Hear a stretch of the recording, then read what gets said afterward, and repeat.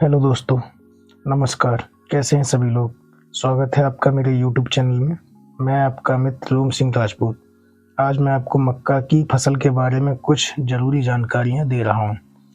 तो किसान साथियों, अभी मक्का की बुवाई का समय चल रहा है और हमारे लिए उस समय पे मक्का की बुवाई करने से पूर्व कुछ सावधानियां होती हैं, उनके बारे में ध्यान देना चाहिए।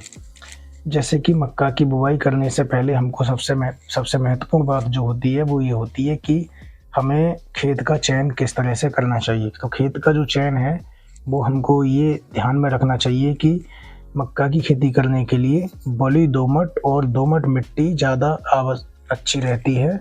और बलुई दोमट और दोमट मिट्टी में चूँकि ये स्थिति होती है कि वहाँ अगर आप सिंचाई करते हैं तो सिंचाई करने के पश्चात पानी शीघ्रता से उसमें से सूख जाता है। तो ऐसी मिट्टी का हमको चयन करना चाहिए जिससे कि हम लंबे समय तक मक्का में खेत में पानी ना भरा रहे। तो किसान साथियों, इस तरह से हम भूमि का चयन करते हैं। अब बात आती है कि भूमि की तैयारी किस तरह से करनी है। भूमि की तैयारी करने के लिए हमको सिंपली खेत की जुताई करनी है, 2-3 बार उसकी जुताई करनी है। जब मिट्टी पर्याप्त मात्रा में भुरभुरी हो जाए और खेत में जब नमी आवश्यकता अनुसार रह जाए, हम ये देखेंगे कि अंकुरण लायक जब नमी है खेत में, तब हमको उसकी बुवाई कर देनी है।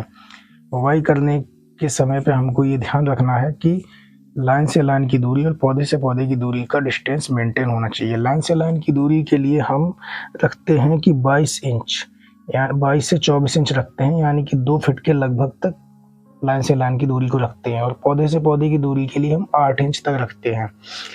ये दूरी इसलिए रखी जाती है कि मक्का का जो पौधा है वो पूर्णतः उसकी विकास हो जाए, क्योंकि अगर घनी मक्का होगी तो उसका जो भुट्टा है वो उसका साइज छोटा रहेगा। छोटा साइज रहेगा तो उसमें दाने कम बनेंगे और पैदावार पे फर्क पड़ेगा। और किसान साथियों, जब बुवाई करते हैं तो बुवाई करते समय हमको ये विशेष ध्यान रखना है कि बुवाई करते समय जो कोण हैं मक्का के, उनके लिए हम पश्चिम से पूरब की ओर बुवाई करें, जिससे कि गर्मी की सीज़न में कोई भी अगर हवा चलती है या लू चलती है तो उस समय पे अगर पूरब से पश्चिम की ओर अगर कोण है तो हवा आराम से पास होती रहेगी, जिससे कि फसल में नुकसान होने की संभावना कम हो जाएगी। तो हम इस प्रकार से अपनी खेती की बुवाई करते हैं। अब बात आती है कि बुवाई करते समय हमको किन किन बातों का ध्यान रखना चाहिए। तो किसान साथियों, सबसे महत्वपूर्ण बात ये होती है कि जब बुवाई करते हैं तो हमारे लिए ये ध्यान में रखना है कि वैरायटी कौन कौन सी। वैरायटी आप कोई सी भी ले सकते हैं, वैरायटी सारी ठीक ही हैं। आप मक्का में 9108 ले सकते हैं, पायनियर की 1899 ले सकते हैं, या बायोसीड की ले सकते हैं श्रीराम की, या फिर आप नामधारी या कोई भी इस प्रकार की उन्नतशील मक्का को ले सकते हैं। जो संकर मक्का है, संकर मक्का में बहुत अच्छी वैरायटियाँ आ रही हैं इस समय पे, तो आप किसी भी वैरायटी का एक का चयन कर सकते हैं। इसके साथ साथ हमको ध्यान में ये रखना है कि बीज जो आपका है वो ट्रीटेड है या नहीं है। अगर ट्रीटेड है तो ठीक है, ट्रीटेड नहीं है तो बीज के लिए हम ट्रीटेड कर सकते हैं। ट्रीटेड करने के लिए हम थायोमिथॉक्सम या फिर बाविस्टीन से सीड को ट्रीटमेंट कर लेंगे, जिससे कि सीड ट्रीटमेंट करने से ये होता है कि जमाव अच्छा होता है, पहली बात। दूसरी बात ये होती है कि सीड का ट्रीटमेंट करने से उसमें इंसेक्ट या कोई भी डिजीज नहीं लगते हैं। अब बात आती है कि फसल की बुवाई के पश्चात हमें किन सावधानियों का ध्यान में रखना चाहिए। फसल की बुवाई हमने कर दी। फसल की बुवाई करने के पश्चात फसल का जमाव शुरू हो जाता है। जब जमाव शुरू हो जाता है तो हम देखते हैं कि मक्का की बुवाई होने के लगभग 1 सप्ताह से 2 सप्ताह बाद मक्का के लिए एक सुड़ी आती है, वो काटने लगती है जड़ से। तो अगर वो सुड़ी काट रही है तो हमको ये ध्यान रखना है कि उस सुड़ी से बचाने के लिए हमको अपने मक्का में कीटनाशक का छिड़काव करना चाहिए। तो अगर मक्का में कोई सुड़ी काट रही है जड़ से, तो हमें सबसे पहले उसमें कीटनाशक का छिड़काव करना चाहिए। कीटनाशक में आप क्लोरोपाइरीफास ले सकते हैं या प्रोपोनिफास को ले सकते हैं, और जिसका स्प्रे करने से मक्का की सुड़ी खत्म हो जाती है। दूसरी बात यह है कि जब मक्का हमारी लगभग 1 फुट या उससे कुछ कम की उसकी हाइट हो जाए, यानी 1 फुट के आसपास उसकी हाइट हो चुकी हो, उस समय पे हमको क्या करना है, उस समय पे हमको मक्का में एक निराई करनी होती है। निराई करने से ये फ़ायदा होता है कि जो उसकी जड़ें हैं उनका विकास अच्छा हो जाता है, क्योंकि मिट्टी में एरेशन की परसेंटेज बढ़ जाती है। एरेशन की परसेंटेज बढ़ जाती है तो जड़ों का विकास अच्छा होता है और पौधा ठीक से पौधे की बढ़वार हो जाती है। जब पौधे की बढ़वार ठीक से होती है तो पौधा मजबूत होता है, और गर्मी में कोई भी अगर हवा चलती है या तेज़ हवा आती है तो पौधा गिरता नहीं है। दूसरी बात यह है कि खरपतवार नहीं उगते हैं। खरपतवार नहीं उगेंगे तो अपने आप ही हम जो भी इनपुट, जो भी खाद या जो भी उर्वरक अपनी फसल को देंगे, उसका प्रभाव हमारी फसल पर पड़ेगा, ना कि खरपतवार उन पोषक तत्वों का असर को ले लेंगे। अगर खरपतवार उगते हैं तो फसल की वैसे ही पैदावार घट जाती, क्योंकि वो फसल से कंपटीशन करते हैं, और फसल से जो भी हम उत्पाद देते हैं, जो भी उर्वरक हम अपनी फसल को देते हैं, वो फसल से पहले ही खरपतवार ले लेते हैं। तो इसलिए भी निराई गुड़ाई करना अति आवश्यक है। तो किसान साथियों, फसल की जब 1 महीने की फसल हो जाए तब हमको उसकी निराई गुड़ाई करने के पश्चात में प्रथम सिंचाई कर देनी चाहिए। प्रथम सिंचाई करने के समय हमको ये ध्यान रखना चाहिए कि उस समय पे जब हम सिंचाई करें तो उस समय तेज़ हवा नहीं चल रही, क्योंकि प्रथम सिंचाई जब करते हैं तो पौधे के गिरने के चांसेस ज़्यादा रहते हैं। तो हमने पहली सिंचाई कर दी। पहली सिंचाई करने के पश्चात फिर हमको ये ध्यान रखना है कि गर्मी का समय चलता है, तो उस समय पे फिर हमारी मक्का सूखनी नहीं चाहिए।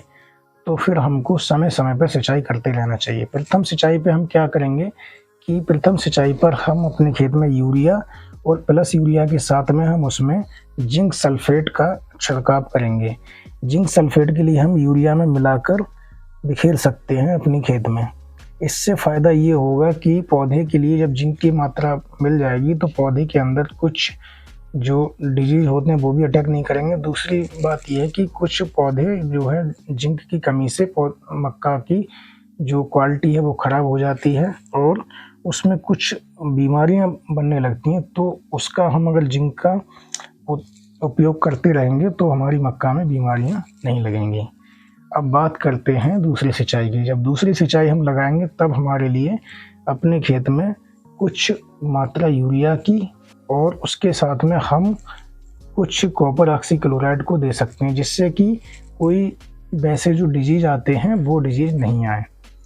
तो किसान साथियों, इस तरह से हम अपनी फसल की केयर करेंगे। इस समय पे एक समस्या ये आती है कि गोब बनती है, तो गोब वाली सुड़ी मक्का में लगने लगती है, क्योंकि जब ऊपर बाली निकलने की जब मंजरी उसमें बनना शुरू हो जाती है तो मंजरी के लिए काफ़ी ज़्यादा नुकसान पहुंचाती है, क्योंकि उस समय पे जो स्टेम बोरर जो होता है वो इसमें अटैक करता है। स्टेम बोरर जब अटैक करता है तो उस समय पे हमारे लिए इसमें कार्टा हाइड्रोक्लोराइड या फिर इंडोस्कार्ब इनका उपयोग करना चाहिए। इंडोस्कार्ब का उपयोग करेंगे तो हमारी जो स्टेम बोरर है वो ख़त्म हो जाएगी, जिससे कि हम अपनी फसल को बचा सकते हैं।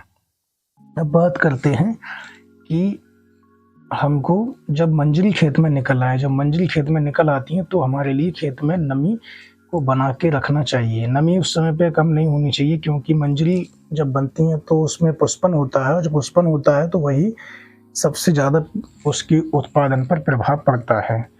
तो उस समय पे हमको नमी बनाए रखना चाहिए, और उस समय पोषक तत्वों की जो आवश्यकता होती है वो भी हमारे लिए देनी चाहिए, जिससे कि हम उत्पादन को अच्छे प्रकार से ले सकते हैं। क्योंकि मंजरी जब बनती है तो मंजरी से ऊपर जब भुट्टे के ऊपर जब उसके पॉलन पड़ता है तभी उसमें दाना बनता है। जब दाना बनने लगता है तब हमको ये विशेष ध्यान रखना है कि उस समय पे हमको सिंचाई करते रहना चाहिए, क्योंकि उस समय पे अगर नमी खेत में कम रहेगी तो हमारी जो उसका भुट्टे का आकार है और उसमें जो दाने में जो दूध पड़ता है वो उतना प्रॉपर नहीं बन पाएगा। तो उस समय पे हमको नमी बनाए रखना चाहिए, जिससे कि हम अच्छा उत्पादन अपनी फसल से ले सकें। तो किसान साथियों, ये रही कुछ मक्का की संबंधित जानकारी जो कि मैंने आपको वीडियो के माध्यम से बताने का प्रयास किया। तो किसान साथियों, मैं आपके लिए इसी तरह से खेतीबाड़ी से संबंधित जानकारियाँ देता रहता हूँ। तो मैं आपके लिए आज मैंने मक्का की खेती के बारे में कुछ जानकारी दी। किसान साथियों, मैं आपसे अब इजाज़त लेता हूँ। अगली वीडियो में मैं आपके लिए फिर मिलता हूँ कि किसी एक अच्छी जानकारी के साथ। तब तक के लिए मैं आपसे इजाज़त लेता हूँ।